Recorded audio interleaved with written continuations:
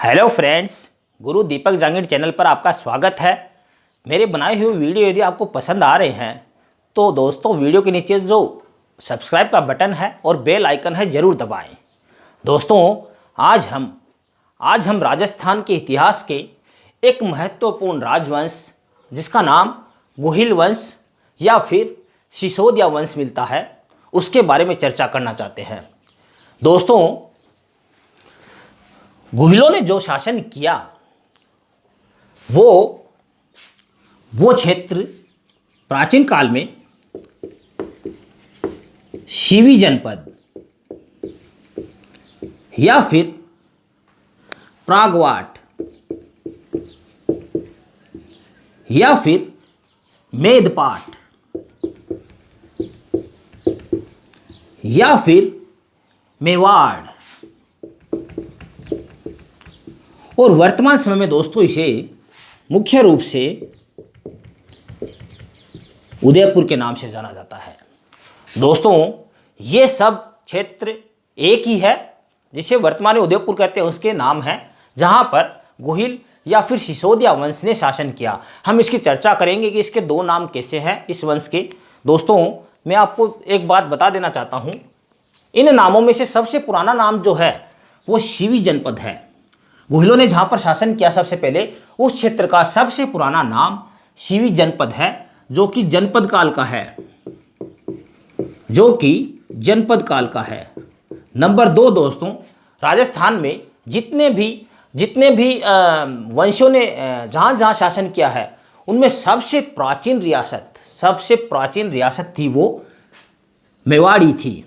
एक अच्छी तरह से आपको याद रखना है, सबसे प्राचीन रियासत है वो इन गोहिलों के राज, जहाँ पे गोहिलों ने राज किया वही थी। इसे हम मेवाड़ बोल सकते हैं। सबसे ज़्यादा प्रसिद्ध नाम इसका यही रहा था राजपूत काल में। नंबर 2 दोस्तों, राजस्थान के आज तक के इतिहास में सबसे ज़्यादा समय तक एक ही स्थान पर राज करने वाला जो वंश है, सबसे अधिक समय, 2 चीज़ें ध्यान रखना है, सबसे अधिक समय तक एक ही स्थान पर शासन करने वाले गोहिल या सिसोदिया वंशी है।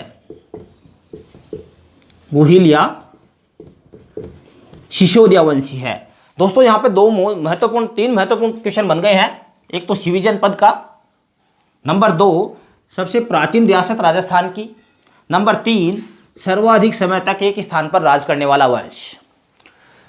दोस्तों हम बात करते हैं शिवी जनपद की। जनपद काल में शिवी जनपद जो था वो उदयपुर, चित्तौड़गढ़, आपके भीलवाड़ा, इसके आसपास के इलाकों तक फैला हुआ था और इसकी राजधानी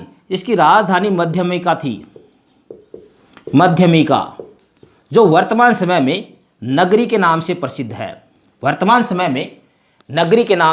है। दोस्तों इसी शिवी जनपद में मौर्य शासकों ने शासन किया। सबसे पहले मौर्य शासकों में मुख्य रूप से चित्रांग मौर्य, यह नाम आपको याद रखना है। चित्रांग मौर्य ने चित्रकूट पहाड़ी का नाम है चित्रकूट पहाड़ी, और एक साथ में पठार भी लिया था, मेसा का पठार। ये आपको नाम याद रखने, इनके क्वेश्चन बनते हैं। मेसा पठार, इनके ऊपर इसने किला बनवाया, एक गढ़ बनवाया जिसका नाम था चित्तौड़गढ़।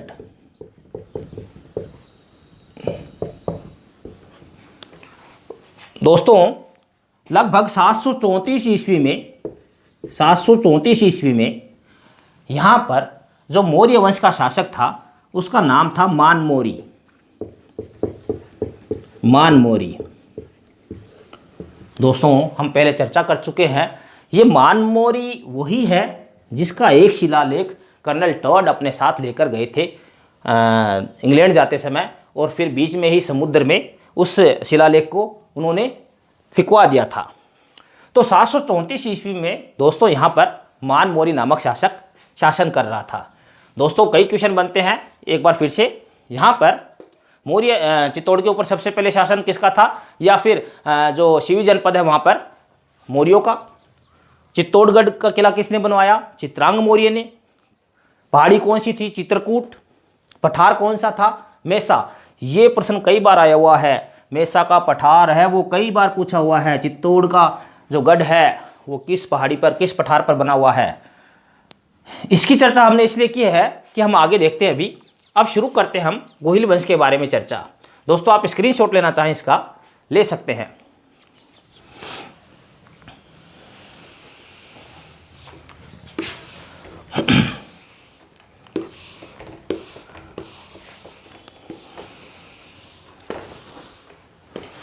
दोस्तों गोहिलों में सबसे पहले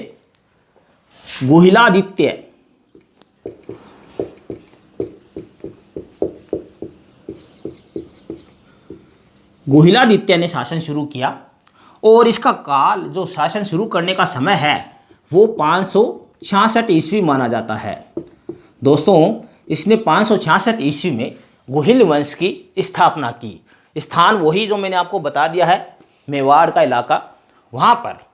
तो दोस्तों इसे गोहिल वंश का संस्थापक, गोहिल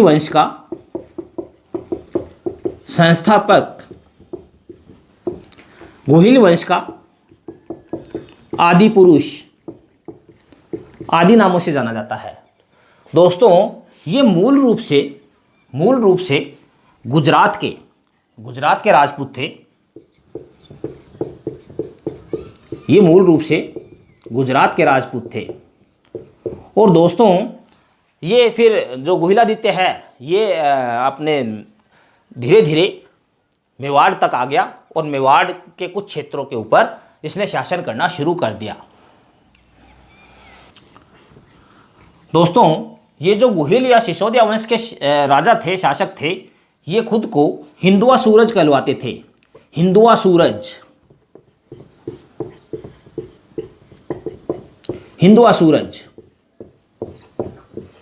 हिंदू धर्म की रक्षा करने वाले। दूसरा ये खुद को सूर्यवंशी कहते थे। दोस्तों इतिहासकार इन्हें किसी भी वंश का बताएं, ये खुद को सूर्यवंशी कहते थे। और दोस्तों इनका जो राष्ट्र ध्वज था, मेवाड़ राज्य का जो ध्वज था, उसके ऊपर एक तो उगता हुआ सूर्य और एक धनुष बाण। और अब आगे जाके चर्चा करेंगे, जो भील है वो धनुष बाण उनका मुख्य हथियार होता है, और भीलों ने किस प्रकार इस वंश का सहयोग किया वो हम आगे इतिहास की जब बातें पढ़ेंगे तब चर्चा करेंगे। और दोस्तों इन्हीं के इस ध्वज के ऊपर एक राजवाक्य लिखा हुआ है। राजवाक्य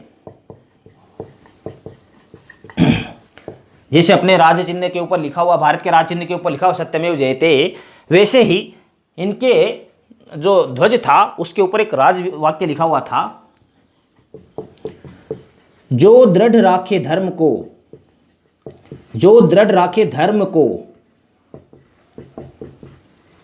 तिहि राखे करतार।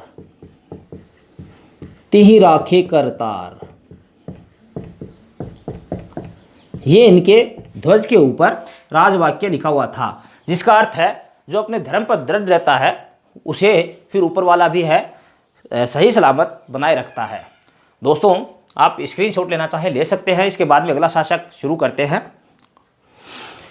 इसके कुछ वीडियो के बाद में धीरे धीरे ये अपना शासन क्षेत्र है वो बढ़ाते गए, और इसके कुछ वीडियो के बाद में, अच्छा एक बात और बताना भूल गया मैं इसने जो गुहादित्य ने है वो अपनी राजधानी है वो नागदा को बनाया। नागदा राजधानी थी, ये आप याद रख लीजिएगा। अब दोस्तों हम शुरू करते हैं अगले शासक की, जिसका नाम है बप्पा रावल।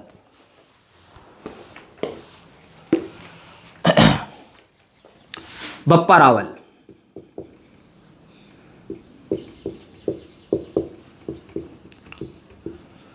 दोस्तों इसका समय जो है, इसका समय 8वीं सदी के आसपास माना जाता है। अभी हमने चर्चा की थी इसने 734 ईस्वी में वो जो मानमोरी की हमने चर्चा की थी,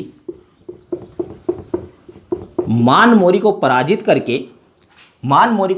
करके और चित्तौड़ के किले पर, चित्तौड़गढ़ पर अपना अधिकार कर लिया। दोस्तों ये हारित ऋषि का शिष्य माना जाता था। हारित ऋषि का शिष्य था ये। और दोस्तों इसका मूल नाम कालभोज या कहीं कहीं पे मालभोज भी मिलता है। मालभोज। तीसरा दोस्तों, हारित ऋषि ने इसे आशीर्वाद दिया। ये हारित ऋषि की गाय चराता था। हारित ऋषि की ये गाय चराता था। पहले आपको पता ही है, आश्रम के अंदर ऋषि गाय रखते थे और गाय शिष्य है वो चराते थे। तो हारित ऋषि की गाय चराता था और हारित ऋषि ने इसे आशीर्वाद दिया और नया नाम भी दिया। नया नाम दिया और वो नाम था बप्पा रावल। ये प्रश्न पूछा जा सकता है कि बप्पा रावल नाम है वो किसने दिया। दोस्तों इसने, बप्पा रावल ने अपने क्षेत्र का काफ़ी विकास किया। जैसे मैंने बताया है, मानमोरी को परास्त करके मौर्य साम्राज्य का यहाँ से समापन किया और उसके बाद इसने आगे बढ़ते बढ़ते कैलाशपुरी तक पहुँच गया ये, और वहाँ पर एक मंदिर बनवाया, एकलिंग जी का मंदिर।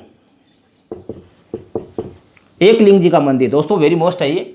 एकलिंग जी का मंदिर है, इसने मेवाड़ में कैलाशपुरी में बनवाया था।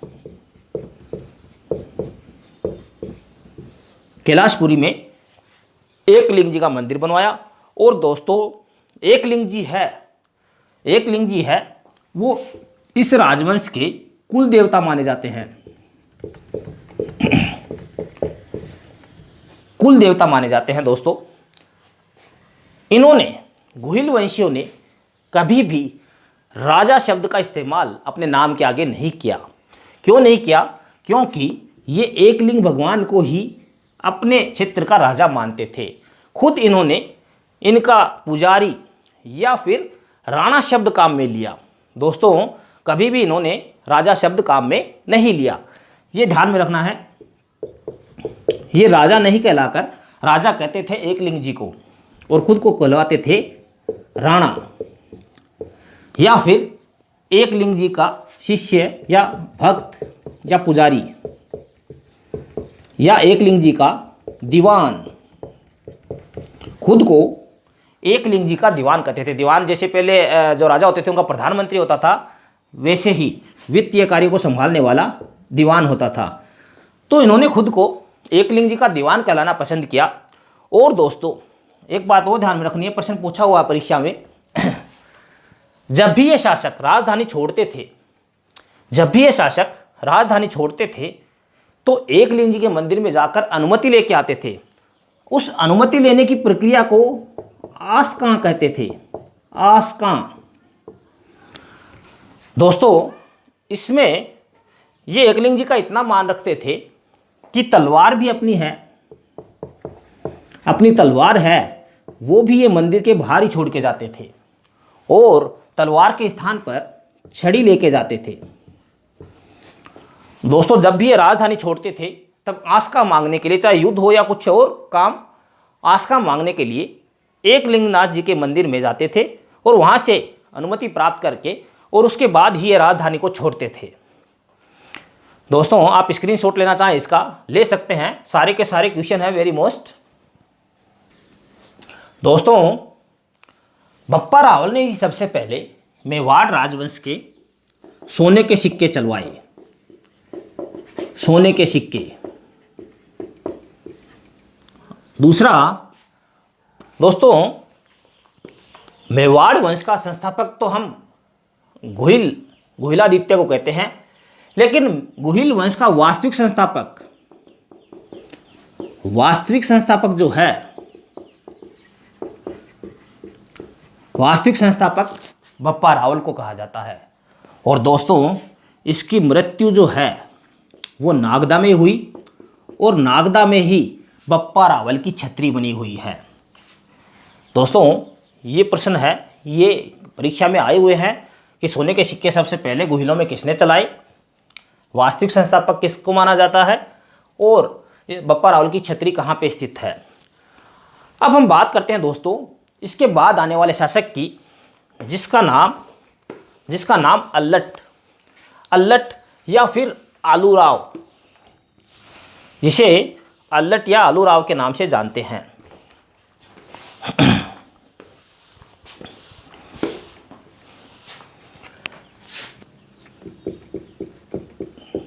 अल्लट या फिर आलूराव।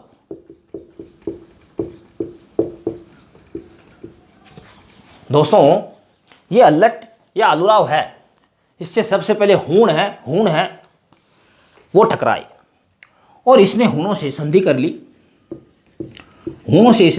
ली, और हूण राजकुमारी हरिया देवी से शादी कर ली। हरिया देवी प्रश्न बनता है वेरी मोस्ट कई एग्जाम्स के अंदर, ये हूण थी। हूण राजकुमारी हरिया देवी से शादी करके और इसने हूण वंश से अपनी दुश्मनी का समापन किया। दूसरा दोस्तों इसने अपनी राजधानी चेंज कर दी, इसने अपनी राजधानी आहड़ बना ली। क्वेश्चन आता कई बार ये कि आहड़ को राजधानी है वो किसने बनाया। दोस्तों ये आहड़ वही है जिसके बारे में हम राजस्थान की प्राचीन कालीन सभ्यताओं के में पढ़ चुके हैं। दोस्तों अल्लट ने ही सबसे पहले मेवाड़ में नौकरशाही की शुरुआत की। दोस्तों ये नौकरशाही ब्यूरोक्रेसी वर्तमान में भी संचालित है। ये प्रश्न बना हुआ है बड़ी परीक्षाओं के अंदर कि नौकरशाही की शुरुआत सबसे पहले किसने की थी। तो दोस्तों आपको याद रखना है अल्लट ने आहड़ को राजधानी बनाया और मेवाड़ में नौकरशाही की शुरुआत की। इसके बाद दोस्तों अल्लट के बाद में जो अगला शासक था उसका नाम था रण सिंह। रणसिंह के समय दोस्तों ये गुहिल वंश है, इसके दो भाग हो गए। रणसिंह के समय इसके दो भाग हो गए। इस वंश के एक पुत्र था इसका जिसका नाम था क्षेत्र सिंह, दूसरा था राहप। ये आपको याद रखने अच्छी तरह से। इसने जिस शाखा को चलाया क्षेत्र सिंह ने, वो शाखा रावल शाखा के नाम से जानी जाती है। राहप ने जिस शाखा को चलाया वो राणा शाखा के नाम से जानी जाती है। रावल शाखा दोस्तों, रावल शाखा जो है उसने चित्तौड़ के ऊपर शासन किया, चित्तौड़गढ़ के ऊपर, चित्तौड़ के किले के आसपास के क्षेत्रों में। राणा शाखा जो राहप है, राहप चला गया सिसोदा गांव में।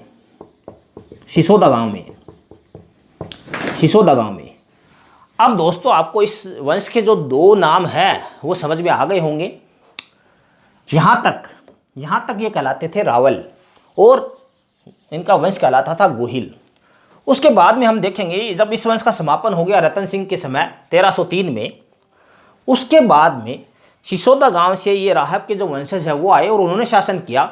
चूँकि सिसोदा गांव से आए थे इसलिए इनके वंश का नया नाम पड़ गया सिसोदिया वंश। बाकी दोस्तों ये है एक ही पेड़ की शाखाएं हैं, वैसे ही एक ही वंश के सारे वंशज थे। आप स्क्रीनशॉट लेना चाहें दोस्तों ले सकते हैं। इसके बाद में हम बात करते हैं अगले शासक की जिसका नाम था जेत्र सिंह।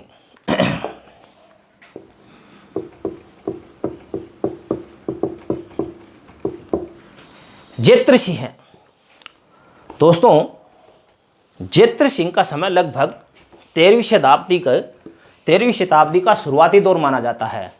और जेत्र सिंह जिस समय शासक बना उस समय राजधानी वापस अल्लट के बाद में वापस राजधानी नागदा हो गई थी। राजधानी नागदा थी और दिल्ली में उस समय इल्तुतमिश शासन कर रहा था। इल्तुतमिश थोड़ा सा महत्वाकांक्षी था, जैसे हमने पढ़ा है कि उसने जो आपके रणथंबोर है वहाँ पर भी आक्रमण किया था। तो इल्तुतमिश से जत्तर सिंह ने परेशान होकर अपनी राजधानी को ये चित्तौड़गढ़ ले गया। नागदा से हटाकर चित्तौड़गढ़ ले गया। दोस्तों नागदा में एक मंदिर बना हुआ है काफ़ी प्रसिद्ध, जिसका नाम है सहस्त्रबाहु मंदिर, सहस्त्रबाहु। और दोस्तों इसका अपभ्रंशित रूप आजकल सास बहू कहलाता है, सास बहू का मंदिर। ये आपको ध्यान रखना है, ये उस समय जयतर सिंह के समय काफ़ी प्रसिद्ध मंदिर रहा और आजकल इसे सास बहू का मंदिर कहते हैं, नागदा में स्थित है। तो दोस्तों ये इल्तुतमिश से परेशान होकर जयतर सिंह ने अपनी राजधानी है वो चित्तौड़गढ़ को बना लिया। दोस्तों 1227 ईस्वी में, सन 1227, वेरी मोस्ट आपको याद रखना है, इसका इल्तुतमिश से युद्ध हुआ और उस युद्ध को हम भूताला का युद्ध के नाम से जानते हैं। भूताला का युद्ध। दोस्तों इस युद्ध में इल्तुतमिश पराजित हुआ। इल्तुतमिश है वो पराजित हुआ और ये बड़ी बात थी कि दिल्ली के शासक को, तब तक गुलाम वंश है, इल्तुतमिश का जो वंश है वो स्थापित हो चुका था, दिल्ली के शासक को हरा देना उस समय बड़ी बात थी। तो जयतर सिंह का आसपास के क्षेत्रों में काफ़ी नाम हुआ। दोस्तों गोपीनाथ शर्मा नाम के इतिहासकार हुए हैं, इन्होंने इस भूताला के युद्ध का समय 1221 से लेकर 1229 ईस्वी के बीच का बताया है। पर मुख्य बात जो है वह यह है, इस युद्ध को याद रखना है हमें, कब हुआ, किन किन के बीच हुआ, क्या रिजल्ट रहा। आप दोस्तों स्क्रीनशॉट इसका लेना चाहें तो ले सकते हैं। जयतर सिंह के बाद दोस्तों जो अगला शासक था उसका नाम समर सिंह था। समर सिंह की कोई इतनी खास उपलब्धियां नहीं है, लेकिन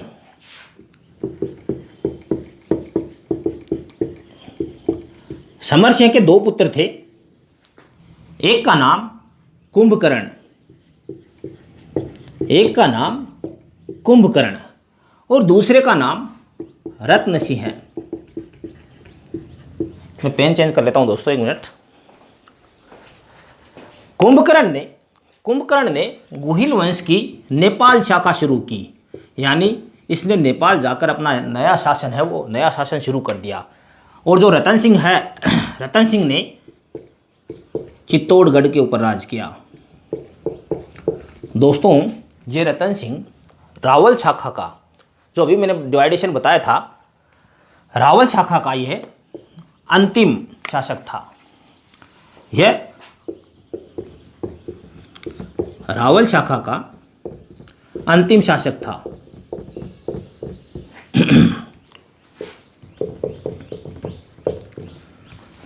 दूसरा दोस्तों 1301 में गद्दी पर बैठा, ये 1301 ईस्वी में यह गद्दी पर बैठा। तीसरा दोस्तों, जैसे कि मैंने एक जो चित्तौड़ का प्रथम शाखा नाम से एक वीडियो बना रखा है राजस्थान के रोचक तथ्यों में, अलाउद्दीन खिलजी ने, उस समय अलाउद्दीन खिलजी था, अलाउद्दीन खिलजी दिल्ली का शासक था, उसने 1303 ईस्वी में चित्तौड़ पर आक्रमण किया। चित्तौड़ पर आक्रमण। और दोस्तों आपको तारीख याद रखनी है, 26 अगस्त 1303 ईस्वी को चित्तौड़ पर अलाउद्दीन खिलजी का अधिकार हो गया। दोस्तों अलाउद्दीन का अधिकार होने के बाद अलाउद्दीन खिलजी ने इसे अपने भाई खिज्र खां, इस किले को अलाउद्दीन खिलजी ने अपने भाई खिज्र खां को सौंप दिया। और इसी के कारण इस क्षेत्र का नाम, इस किले का नाम खिजराबाद भी कहलाया। अलाउद्दीन ने जो ही क्षेत्र जीते उनका नाम बदल दिया। पहले हम चर्चा कर चुके हैं जालौर और सिवाना की, अब चित्तौड़ की। चित्तौड़ का इसने नाम है वो बदल कर खिजराबाद कर दिया। दोस्तों अब थोड़ी सी इस युद्ध की चर्चा कर लेते हैं। 1540 में एक महान कवि हुए हैं जिनका नाम है मलिक मोहम्मद जायसी। मलिक मोहम्मद जायसी, इन्होंने किताब लिखी है दोस्तों जिसका नाम है पद्मावती। उस किताब का नाम है पद्मावती।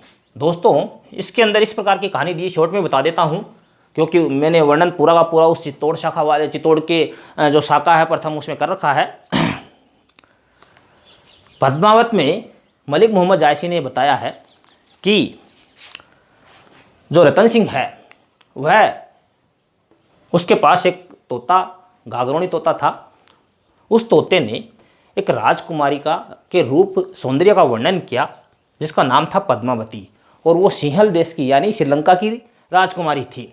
रतन सिंह उसे प्राप्त करने के लिए 12 साल तक वहाँ जाकर 12 साल तक तपस्या करता है। उसके बाद इसकी शादी हो जाती है। और दोस्तों इसके दरबार में एक ब्राह्मण था जिसको उसने रतन सिंह ने निकाल दिया। और दोस्तों वह ब्राह्मण यह प्रतिज्ञा करके कि मैं रतन सिंह का शासन समाप्त करवा दूंगा, जड़ मूल से इस वंश को हटा दूंगा, और अलाउद्दीन खिलजी के पास चला गया। अलाउद्दीन खिलजी को उसने पद्मिनी के सौंदर्य की बात कही। इससे मोहित होकर अलाउद्दीन खिलजी है वो चित्तौड़ पर आक्रमण करता है और चित्तौड़ को फिर जीत लेता है। इस प्रकार की कहानी मलिक मोहम्मद जायसी ने पद्मावत में बताई है। लेकिन दोस्तों वास्तविक कारण ये था कि अलाउद्दीन है वो एक साम्राज्यवादी शासक था, और हम इतिहास के विद्यार्थी इस युद्ध के कारण को मूल रूप से साम्राज्यवादिता ही मानेंगे। दोस्तों इस युद्ध में एक तो रतन सिंह,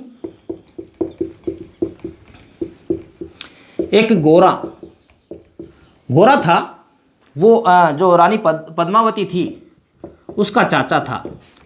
एक दोस्तों बादल, गोरा और बादल दोस्तों रानी पद्मावती का भाई था।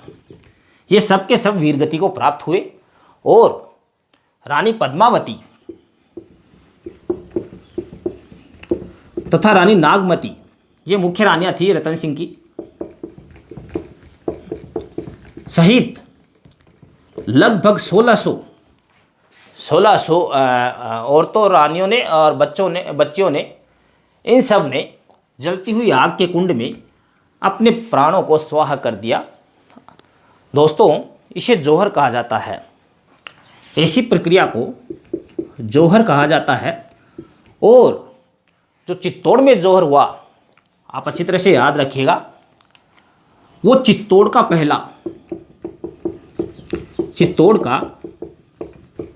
पहला जौहर माना जाता है। और राजस्थान का दूसरा, पहला मैंने आपको बता दिया था रणथंभौर वाला 1301 में जो जल जौहर हुआ था। और दोस्तों राजस्थान का यह सबसे बड़ा जौहर माना जाता है। ये ध्यान रखना आपको, राजस्थान का ये सबसे बड़ा जौहर माना जाता है। और दोस्तों इस याद में आज भी वहाँ पर चित्तौड़ के किले में जौहर मेला है वह भरा जाता है। दोस्तों आप स्क्रीनशॉट लेना चाहें इसका तो ले सकते हैं।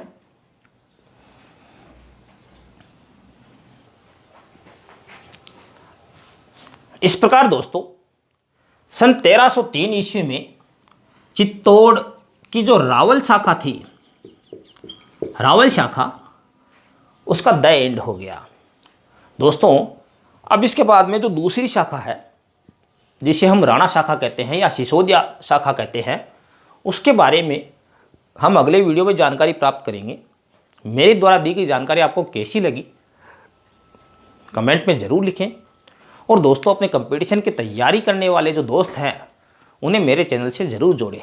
पूरा वीडियो देखने के लिए थैंक यू।